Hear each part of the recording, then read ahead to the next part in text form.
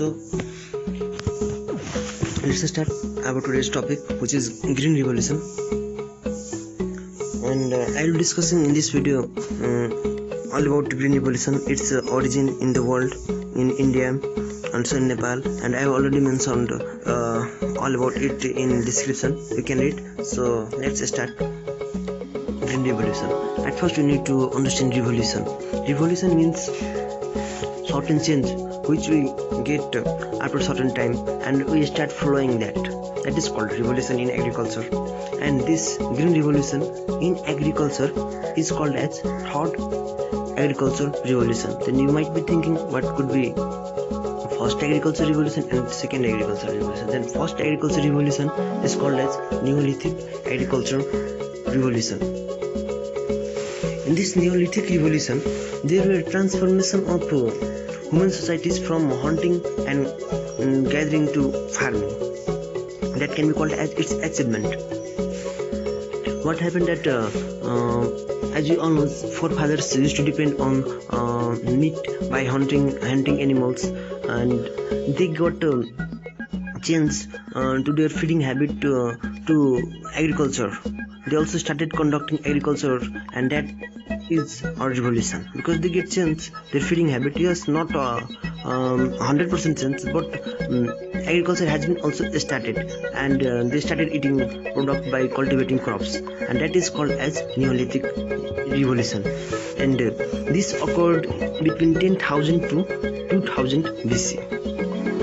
So after that, that is second agricultural revolution. This is called British agricultural revolution, and it occurred between mid 17th to 19th century. And in this revolution, major achievement was increase in labor and land productivity. As people started cultivating agriculture, then lots of people started engaged in agriculture, and hence labor got increased, and they were much careful for their land, so productivity also got increased. And this third agricultural revolution is Green Revolution, which we will be dealing in this whole video. So now let's start this. At first, we have to understand this definition of this Green Revolution, which refers to series of research and development transfer initiative occurring between 1940s and late 1970s. It means that it is not a certain single research activities which occurred or which got changed and finished.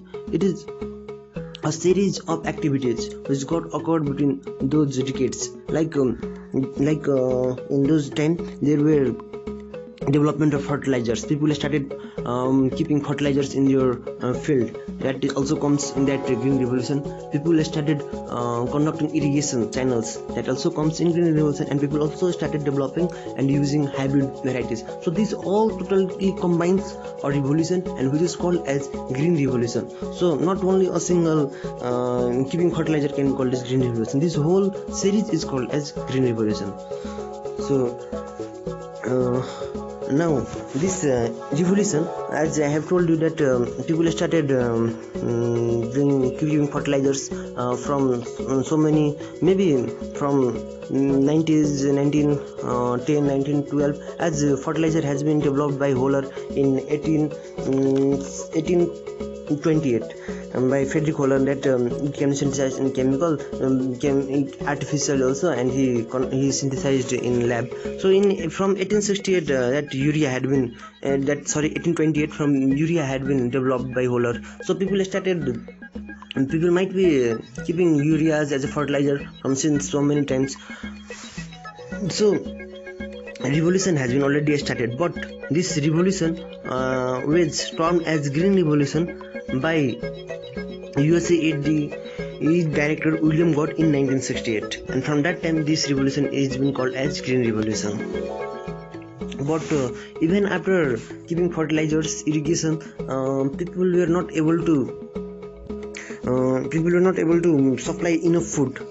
There were lots of famine in the whole world. As we know that in 1940 to 43 there were Second World War, and in the Second World lots of chemicals, atom bombs were used, and these were highly negative effect on agriculture. Lands were became unfertile, lots of pests have been originated, and lots of people started starvation. People were dying due to malnutrition and all those.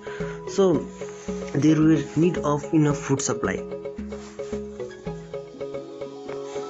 So there were need of enough food supply, I have already told. And so by keeping in mind that government of Philippines with Ford and Rockefeller Foundation in 1940 established IRI, in which rice resource has been started in China, Japan and Taiwan.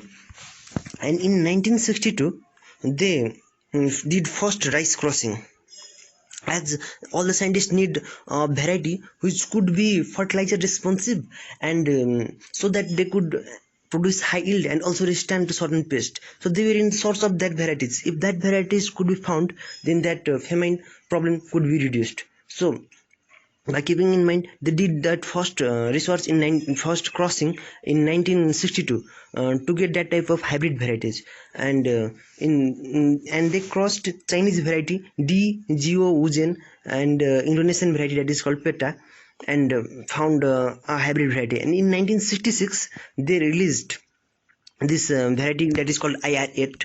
And this IR8, which was released in 1968, have been called as miracle rice, because its productivity was 10 times more than the traditional rice which has been cultivating. So this could be one of the best weapon to fight with the famine problem which has been occurring since decades in those areas in the whole world.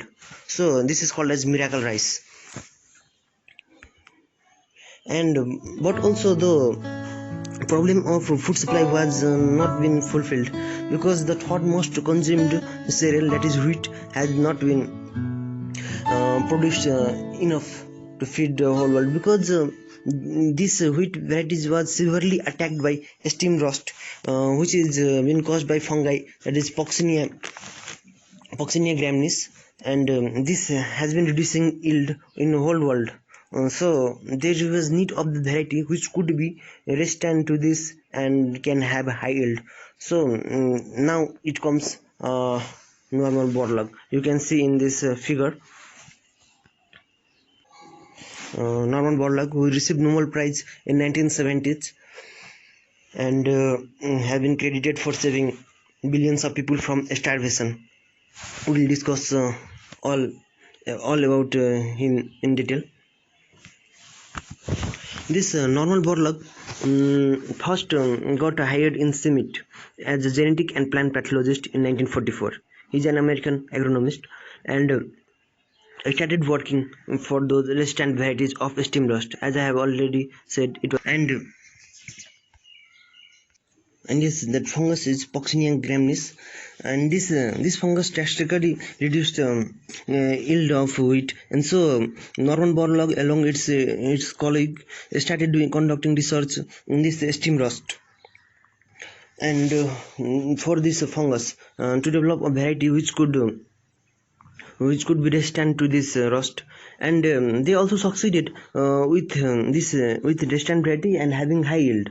But unfortunately, after the cross, they also get a gene in this their variety that having a long and thin stem, and this got very much affected to them, as because the weight of this because they got extra weight, having extra weight of the grain, and whenever there used to be wind, then all these got lodging, and after getting falling, the grain used to be unusable. So this problem was not resolved. So to recorrect this, Borlaug again with other scientists in Japan started conducting research and crossing, and new dwarf variety were introduced by Borlaug by crossing Japanese dwarf variety with its own varieties. This now semi-dwarf variety, which was released, could tolerate steam rust, produce large quantity of grain, and also as semi-dwarf, so they don't get lodging effect. So in this way, it was developed in 1962 and introduced in 1962, and after that 1972, whole world population, production gets nearly doubled, as this can also produce more than 5 times 6 times to in traditional varieties. And you can see here in the table, this is an input used in the green revolution in the Asia region. You can see in the India also, total irrigated land was in 1970 18.4, in 1995 it was 31.8, And similarly fertilizer, before in 1970s it was just 13.7, and 1995 it was 84, it was 81.9 kg per hectare. Similarly in Nepal also you can see here, it was 5.9, it got increased to 29.8 percent irrigation land. And similarly fertilizer, it was only 22.1 kg per hectare, yes, sorry, 2.7 kg per hectare, and it got increased to 31.6 kg per hectare in 1995. So in this way fertilizers use have been increased in whole Asia. Also you can see whole Asia generally here you can see. Now how did green revolution started in India? As we all know, father of green revolution of India, that is MS Swaminathan. Of the world it is the normal Borlag. And this MS Swaminathan was at first zoology, a student of zoology, and he got interested and motivated for this agriculture after this Bengal famine, which killed nearly 3 million peoples.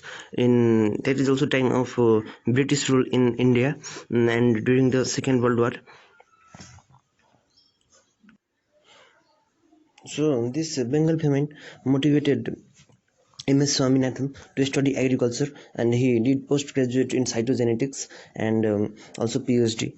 And so he did postgraduate in 1950s and 1950 and after that he brought this hybrid varieties to India after conducting its research activities so that it could be suitable to all the regions of the India. So he is regarded as the father of green revolution, and the UN also says MS Swaminathan as father of economic ecology. So in this way green revolution occurred in India.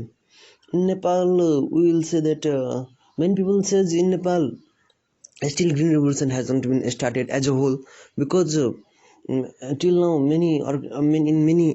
in some many areas we did not get enough fertilizers, and still our some district can be called as organic as because they haven't got enough fertilizers, just chemical fertilizers. And so and also we many of farmers still are following traditional varieties, and they are developing their own seeds, not using hybrid. So uh, green revolution as a whole hasn't been started till now. So let's talk about the achievement of green revolution. This what could be its achievement when this green revolution occurred? There was a drastic increase in food production. We all know that hybrid varieties could produce a lot of food. And yes, many people got lifted out of poverty because they could get engaged in agriculture, they could sell their foods, and they could get lots of profit, and hence economic growth can be made. And yes, forest areas and other fragile land which could be broken easily can be were saved, because if there were low food, then they could have low food production, then they could have used lots of areas lands to produce enough food, but enough food were being produced from the certain area. So we can say that forest areas were being saved, and yes, more billion of the people were saved from the starvation. So Norman Borlaug has been awarded Nobel Prize. And yes, there were too much challenges to conduct this green revolution during that time, because this was totally new revolution, and so we need to understand the farmer that it could be benefited to you, but those farmers were being following those traditional ways from since so many years, so it was very difficult to make them believe that this could occur. So scientists just did trial in one field, and after seeing that farmers that it got 10 times increased productivity, then they started green revolution. So but it was little bit difficult in the first time, and there is yes difficult to believe. And yes, this as we know, for this hybrid varieties we need well tilled soils, which we need machines, agriculture machinery, we need fertilizers, chemical fertilizers, we need pesticides, as after applying nitrogen test also got increased, so we need pesticides. So there was need of rapid expansion of the inputs, as there were no much factories everywhere in the Asia and other region also. So these were also one of the main challenges during that time. I have already done machinery skills. Just for that machinery, you need to be skills, and we were lack of skill manpowers during that time. And just high irrigation channel is also needed. And we know that many places during that time were devoid of electricity, so it was very difficult to conduct these irrigation activities. And negative impact, we all know about these chemical fertilizers in India. There is used to be one train called cancer train, which runs for only for the cancer patients.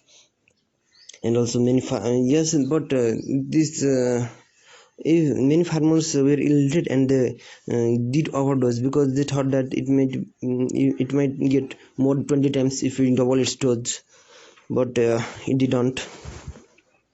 And yes, some pest got mutated, and now it's highly intolerable to even high doses. It's become uncontrollable now, many pests. And yes, there are many places where fertile land has been in India also. Many places we can see in YouTube's and others, that many places their fertile land has totally changed into that stony land, which get easily broken now, which were fertile but now totally unfertile. This is all the effect of these chemical fertilizers. And yes, microorganisms, as you know that earthworm get killed when we spray urea. You can even got try in your hand by keeping earthworm and urea, it got killed. So like this, there were many microorganisms can be killed, because this pesticides is not a medicine, it is a poison. So it will be poison for also useful and harmful, because mainly we use broad pesticides to kill many different types of insects, and this high dose is very lethal. And yes, cancer patient due to improper handling, we all know. So in this way I have completed green revolution topic. So thank you all of you, and if you have any feedback, then please like please comment in this comment section. I will be reading all those comments and try to improve in the next video. And if you like this video, then please click like, subscribe, and please share. It will motivate me to make a new video again. And thank you again.